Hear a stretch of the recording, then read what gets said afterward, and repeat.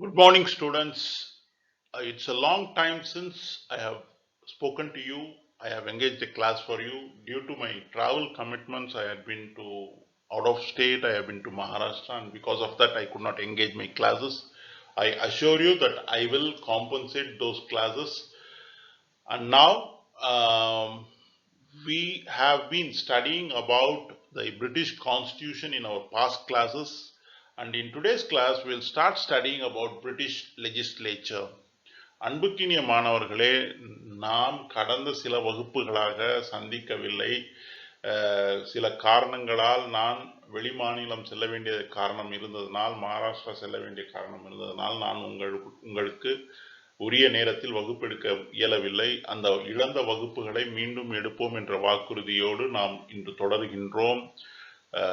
கடந்த சில வகுப்புகளாக நாம் இந்திய ஆங்கிலேய அரசியலமைப்பு சட்டத்தை பற்றி படித்துக் கொண்டிருக்கிறோம். ஆங்கிலேய அரசியலமைப்பு சட்டத்தில் பிரிட்டிஷ் லெஜிஸ்லேச்சர் அல்லது ஆங்கிலேய சட்டமன்றம் அல்லது ஆங்கிலேய சட்டத்துறை அதை பற்றி படிக்க இருக்கின்றோம்.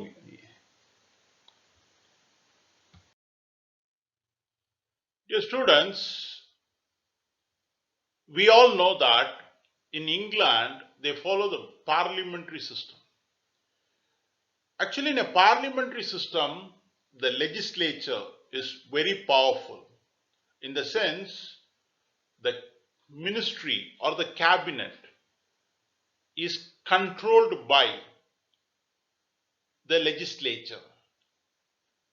The members of the cabinet should be members of the legislature, and the members of the cabinet are required to attend the sessions of the legislature. They have to answer the questions raised by the members of the legislature, and they also have to abide by the discussions in the legislature, and moreover, they need to have a majority in the legislature. And hence, it appears that in a parliamentary system, the legislature is very powerful. But in theory or in practice, what has happened is the cabinet has evolved more powerful and is able to control the legislature. The reasons for this shift is many. Actually, the rigidity in the party system has contributed to the power of the cabinet. It is because of the rigidity in the party system. What has happened is the House of Commons, the lower house in the British Parliament, has lost its power to the cabinet because there was free voting of members. In the sense, members voted according to the conscience. But nowadays, what happens is members do not go against the party system due to reasons like the electioneering expenses becoming too high and the role of party in funding. What happens is members do not vote against their own party, and the cabinet, as part of the majority party, is able to get its proposals, legislative and financial proposals, approved by the parliament. As the members do not dislike dissolution, and it is very difficult for the majority of the party members to revolt against the ruling party because they do not like to have a dissolution of the parliament. Hence, slowly the British Parliament is losing its power in practice. மாணவர்களே, நாம் ஆங்கிலேய ஆட்சி முறையை பற்றி படித்துக் கொண்டிருக்கின்ற வேளையில் ஆங்கிலேய சட்டமன்றத்தை பற்றி படித்துக் கொண்டிருக்கிறோம். நமக்கு தெரியும், இங்கிலாந்தில் பாராளுமன்ற முறை அமலில் இருக்கின்றது. பாராளுமன்ற ஆட்சி முறை அமலில் இருக்கின்றது. ஒரு பாராளுமன்ற அரசாங்கம், ஒரு பாராளுமன்ற ஆட்சி முறை ஒரு நாட்டில் இருக்கின்ற போது அந்த நாட்டில் பொதுவாக பாராளுமன்றம் வலிமை பெற்றதாக இருக்கும். ஏன் என்று சொன்னால், அந்த நாட்டின் ஆட்சியாளர்கள், அந்த நாட்டின் அரசர்கள், அந்த நாட்டை ஆளுபவர்கள், அந்த நாட்டின் பிரதம மந்திரி, அந்த நாட்டின் அமைச்சர்கள் பாராளுமன்ற உறுப்பினர்களாக இருக்க வேண்டும். அவர்கள் பாராளுமன்றத்திற்கு செல்ல வேண்டும். அவர்கள் பாராளுமன்றத்தில் கேட்கப்படும் கேள்விகளுக்கு பதில் அளிக்க வேண்டும். ஆக பாராளுமன்றம் அரசை, பிரதம மந்திரியை, அமைச்சர்களை கட்டுப்படுத்தக்கூடிய ஒரு நிலையை பாராளுமன்ற ஆட்சி முறை வழங்குகின்றது. மேலும் பிரதம மந்திரியும் அமைச்சர்களும் எப்பொழுது வரை பாராளுமன்றத்தில் பெரும்பான்மை பெற்றிருக்கிறார்களோ அப்பொழுது வரைதான் அவர்கள் பிரதம அமைச்சர்களாகவும் நீடிக்க முடியும். பாராளுமன்றத்தில் பெரும்பான்மையை இழந்துவிட்டால் அந்த அரசு கவிழ வேண்டிய அல்லது அந்த அரசு கலைக்கப்பட வேண்டிய சூழல் ஏற்படும். ஆக ஒரு பாராளுமன்ற முறை ஜனநாயகத்தில் பாராளுமன்றமே வலிமையானது, பாராளுமன்றமே சக்தி வாய்ந்தது. இந்த சூழலை நாம் அப்படியே ஏற்றுக்கொள்ள இயலாது. ஏன் என்று சொன்னால், நாம் இதுவரை பேசிய விஷயங்கள் கோட்பாடு அளவிலே இருக்கின்றது. நிஜ நிலையில், கள அளவில் நாம் பார்த்தோமே ஆனால் இதற்கு நேர்மாறாக இருக்கின்றது. கோட்பாட்டின் அடிப்படையில் ஒரு பாராளுமன்ற முறை ஜனநாயகத்தில் பாராளுமன்றமே வலிமை பெற்றது. ஆனால் நிஜ சூழலில், கள அளவில் நாம் பார்த்தோமே ஆனால் அமைச்சர்களும் அமைச்சரவையும் பிரதம மந்திரியும் அதிகமான அதிகாரங்கள் படைத்தவர்களாக பாராளுமன்ற முறை ஜனநாயகத்தில் வலுப்பெற்று வருகிறார்கள். இந்த சூழலுக்கு ஆங்கிலேய பாராளுமன்றம் விதிவிலக்கு அல்ல. பாராளுமன்றத்தில் ஆங்கிலேய பிரதம மந்திரி அல்லது ஆங்கிலேய அமைச்சர்கள் கொண்டு வரக்கூடிய அனைத்து திட்டங்களும் முழுமையாக ஏற்றுக்கொள்ளப்படுகின்றன. ஏன் இந்த சூழல் என்று பார்த்தோமே ஆனால், கட்சிகளின் பிடிப்பு பாராளுமன்ற உறுப்பினர்கள் மீது அதிகமாக இருக்கின்றது. பாராளுமன்ற உறுப்பினர்களாக இருப்பவர்கள் தங்கள் கட்சிகளால் கட்டுப்படுத்தப்படுகிறார்கள். பாராளுமன்ற உறுப்பினர்கள் பாராளுமன்றத்தில் கட்சி உடைய தலைமைக்கு கட்டுப்பட்டு பேசுகிறார்கள். ஆக பெரும்பான்மை பலம் பெற்ற கட்சியை சார்ந்த அரசை எதிர்த்து பெரும்பான்மை பலம் பெற்ற கட்சியின் உறுப்பினர்கள் அதற்கு எதிராக பேசுவது இல்லை.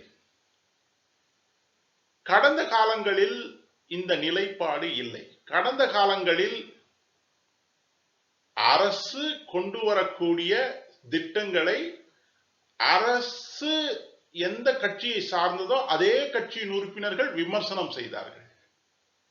இன்று அந்த நிலை இல்லை. இன்று கட்சியின் உறுப்பினர்கள் அரசுக்கு கட்டுப்பட்டு பேசுகிறார்களே, அரசுக்கு கட்டுப்பட்டு செயல்படுகிறார்கள். சுயமாக சுதந்திரமாக பேசுவதற்கு தயங்குகிறார்கள். இதற்கு பல காரணங்கள் உண்டு. தேர்தல் செலவு முறை அதிகமாகிக் கொண்டே இருக்கின்றது. அப்படி தேர்தல் செலவு முறை அதிகமாகிக் கொண்டிருக்கக்கூடிய காரணத்தினால் கட்சி ஒவ்வொரு பாராளுமன்ற உறுப்பினருக்கும் அவருடைய தேர்தல் செலவுக்கு பணம் வழங்கக்கூடிய காரணத்தினால் உறுப்பினர்கள் சுயமாக பேச இயல முடியவில்லை. மேலும் பெரும்பான்மை கட்சியை சேர்ந்த உறுப்பினர்கள் தங்கள் அரசை விமர்சனம் செய்து தங்கள் அரசு கொண்டு வரக்கூடிய திட்டங்களை விமர்சனம் செய்து அதற்கு எதிராக செயல்படுவார்களே ஆனால், பெரும்பான்மையான உறுப்பினர்கள் அப்படி செயல்படுவார்களே ஆனால் அரசு கவிழ வேண்டிய சூழல் ஏற்படும். அப்படி அரசு கவிழ வேண்டிய சூழலை ஏற்றுக்கொள்ளக்கூடிய மனநிலையில் பாராளுமன்ற உறுப்பினர்கள் இருப்பது அல்ல. அதுவும் பெரும்பான்மை கட்சியை சேர்ந்த பாராளுமன்ற உறுப்பினர்கள் தங்கள் கட்சியின் அரசு கவிழ்வதை அவர்கள் சகித்துக் கொள்ளக்கூடியவர்களாக இல்லை. ஆக இந்த சூழலின் காரணமாக பாராளுமன்ற உறுப்பினர்கள் தங்களுடைய அரசு கொண்டு வரக்கூடிய திட்டங்களை அப்படியே ஏற்றுக்கொள்கிறார்கள். குறிப்பாக பாராளுமன்றத்தில் பெரும்பான்மை கட்சியை சேர்ந்த பாராளுமன்ற உறுப்பினர்கள் தங்களின் அரசு கொண்டு வரக்கூடிய திட்டங்களை அப்படியே ஏற்றுக்கொள்கிறார்கள். அது மட்டுமல்லாமல் ஒரு பாராளுமன்ற அரசில் அரசு கொண்டு வரக்கூடிய திட்டங்களை விமர்சிக்க வேண்டும் என்று சொன்னால் எதிர்கட்சி விமர்சிக்கும். ஆனால் ஆளும் கட்சியை சேர்ந்த பெரும்பான்மை பலம் பெற்ற ஆளும் கட்சியை சேர்ந்த உறுப்பினர்கள் அதிக அளவில் விமர்சித்தால் மட்டுமே அந்த திட்டம் தோல்வியடையும். பெரும்பான்மை உறுப்பினர்கள் அதற்கு ஆதரவாக இருப்பதில்லை. தங்கள் கட்சியை தாங்களே விமர்சிப்பதற்கு அவர்கள் தயாராக இருப்பதில்லை. ஆக இந்த சூழல் காரணமாக நாம் இங்கிலாந்தில் பாராளுமன்றத்தை விட அரசாங்கம் அல்லது செயற்குழு, பிரதம அமைச்சர், அவருடைய அமைச்சரவை அதிக வலுப்பெறுவதை காணுகின்றோம்.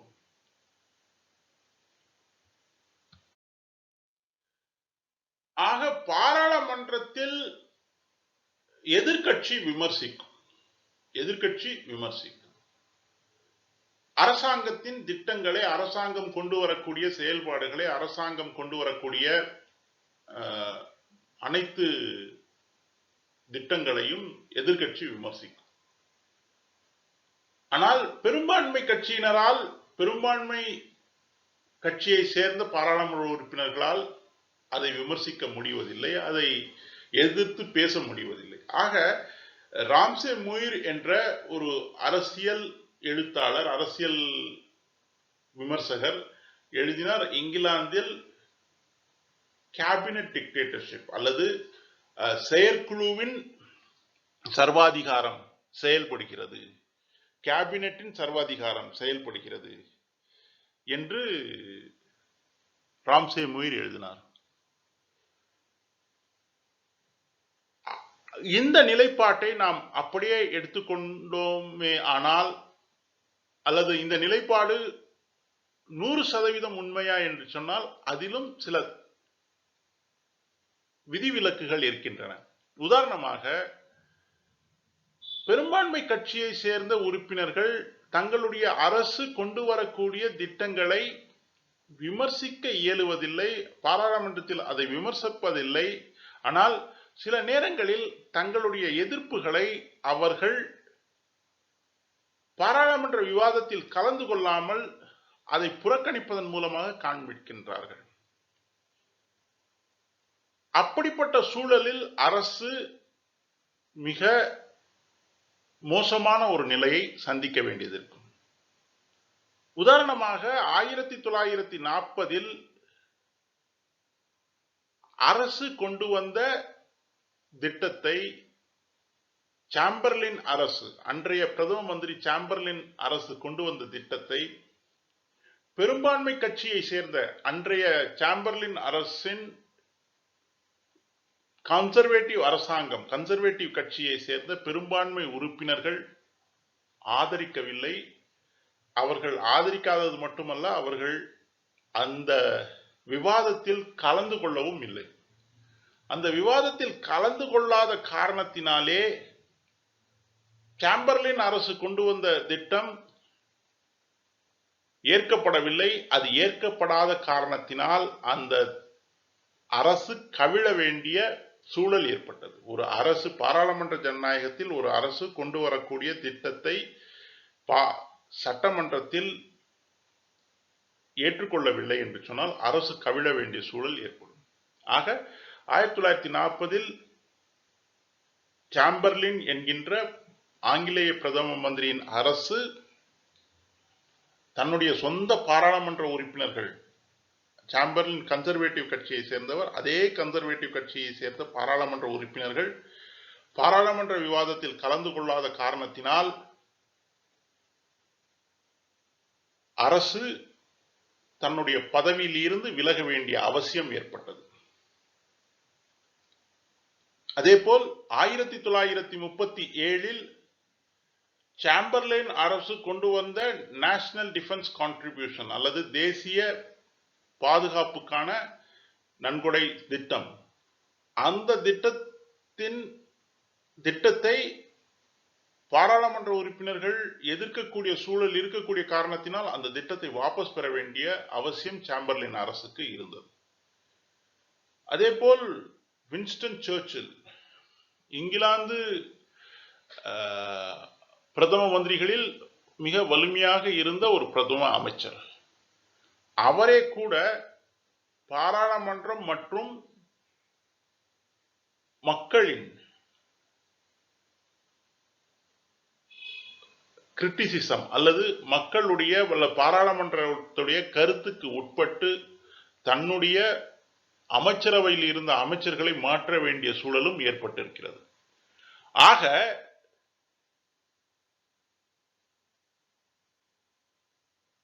பாராளுமன்றம் என்பது வலிமையானதுதான். பாராளுமன்றத்துக்கு அதிகாரங்கள் உண்டு, பாராளுமன்ற உறுப்பினர்களுக்கு அதிகாரங்கள் உண்டு.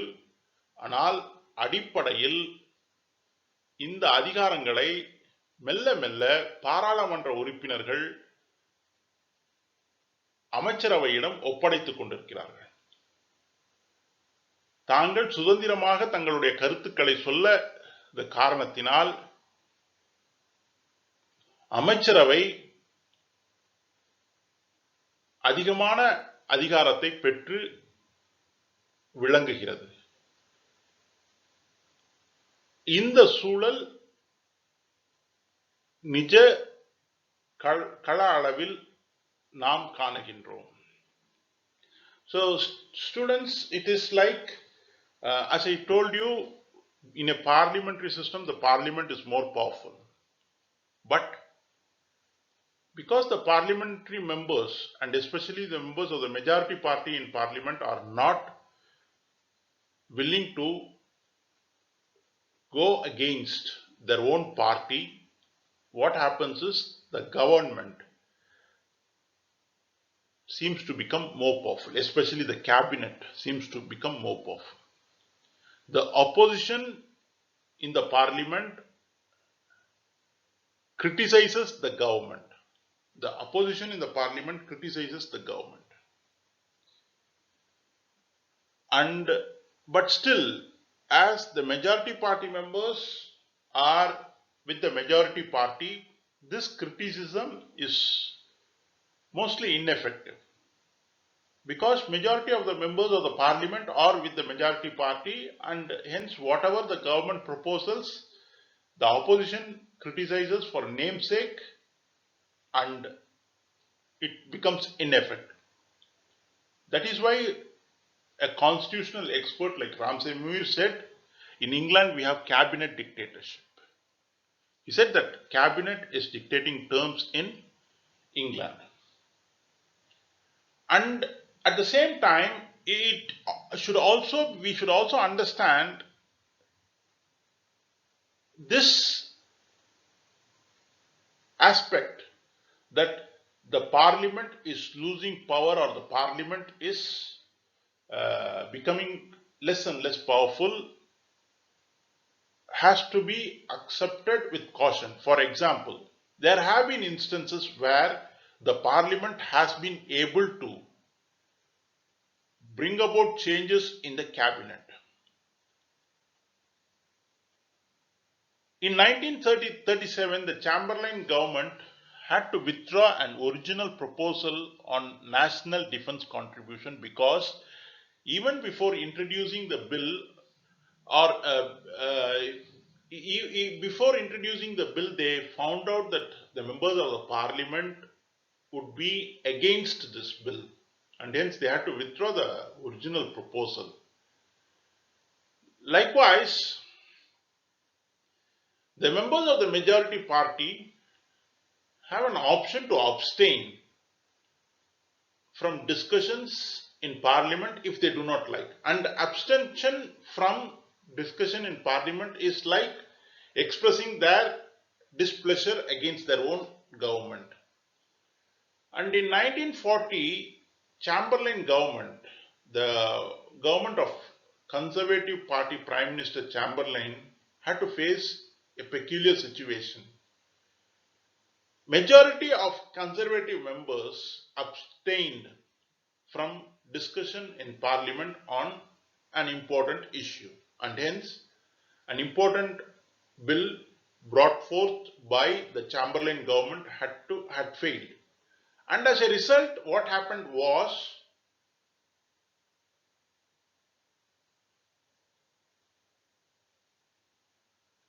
the Chamberlain government had a fall. The Chamberlain government had a big fall. Hence, we say that the parliament is becoming more powerful, or the cabinet is becoming more powerful, but still parliament has its own power also. Likewise, Winston Churchill, a powerful prime minister, had to shuffle his cabinet due to criticism in parliament and public. So what happens is, generally the parliament, in parliamentary system, the parliament is more powerful, but due to certain situations the parliament is losing power. But still we need to understand parliament also has its own strengths, and there have been occasions where the parliament has asserted itself. And hence we will have to come to an understanding that in England the parliament is more powerful, but as days go by, this power of the parliament is being hijacked or is being taken away by the cabinet. So this is very important nature of the British parliamentary system. So here we will stop for today's session. So I hope you have understood about the nature of British parliamentary system. As I told you, in British parliamentary system, the parliament or the legislature is more powerful, but as days go by, this power of the legislature is being taken up by the cabinet. Hence,